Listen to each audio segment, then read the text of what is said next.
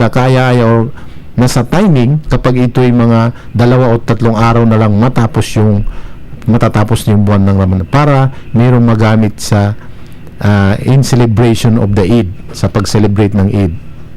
Kaya ano ba yung Zakatul Fitr? Ito po, ang purpose nito is upang idalisayin ang ating idalisay ang ating pag-aayuno.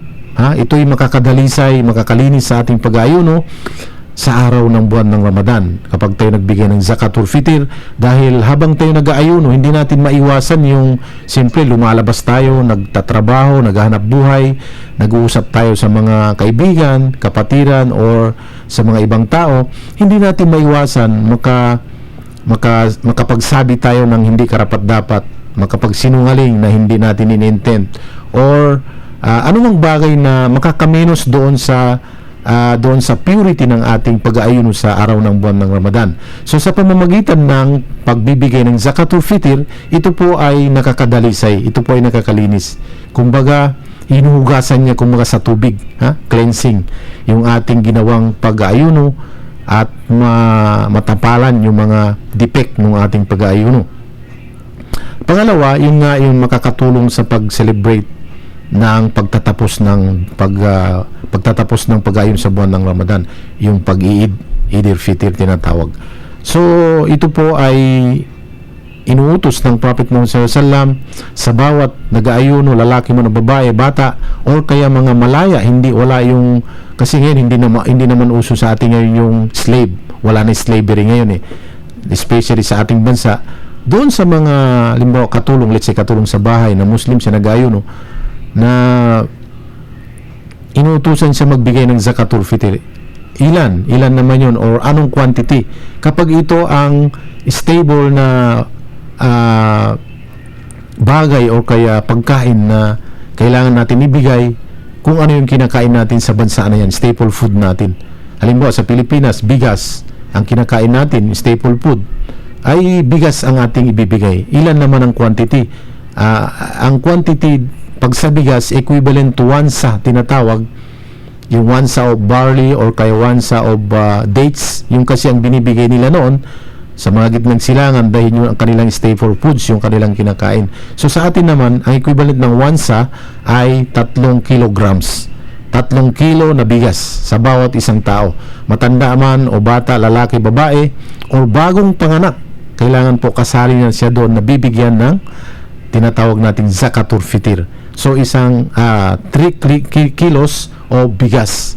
Kung magkano po 1 kilo, halimbawa 33 pesos or 35 pesos or 37, 40 pesos sa 1 kilo, yun po bibili tayo ng 3 kilo upang ibigay natin doon sa mga may hirap na mga kapatid natin, yung mga ulila na kapatid natin na wala ng mga magulang, yung mga merong kakayahan maghanap buhay pero hindi sapat yung kanilang kinikita sa paghanap buhay, gahol kumbaga sa kanilang pang-araw-araw. Yun po yung mga pangunahin recipient ng mga Zakatul Fitr, at saka yung especially yung immediate na pamilya natin na hindi sa ilalim ng ating pangangalaga. Ibig sabihin wala sa ating hindi natin ginagastusan ang kanilang pamumuhay, pero kamag-anak natin sila po yung immediate din na pwede natin bigyan, mga pamilya, mga kamag-anak,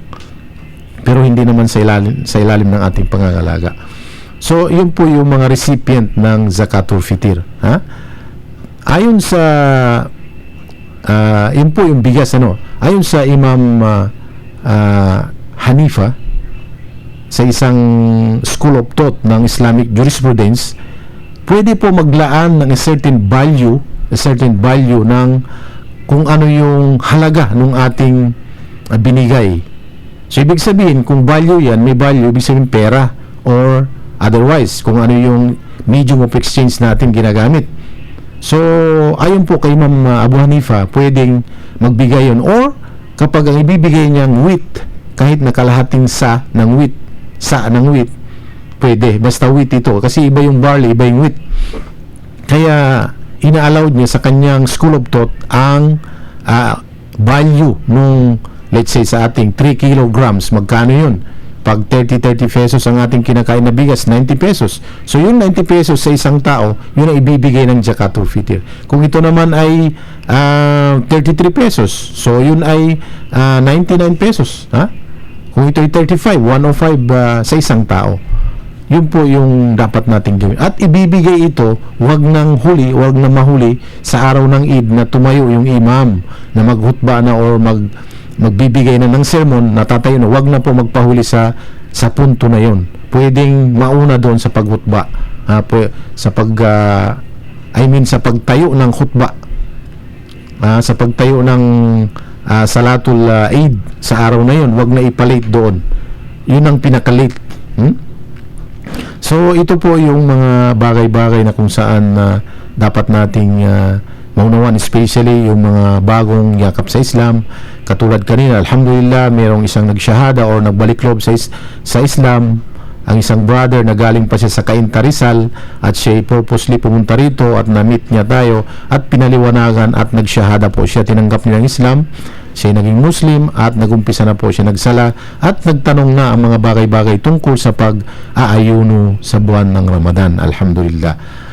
So yun po yung mga bagay-bagay na nais nating iparating sa ating mga listeners sa araw na ito.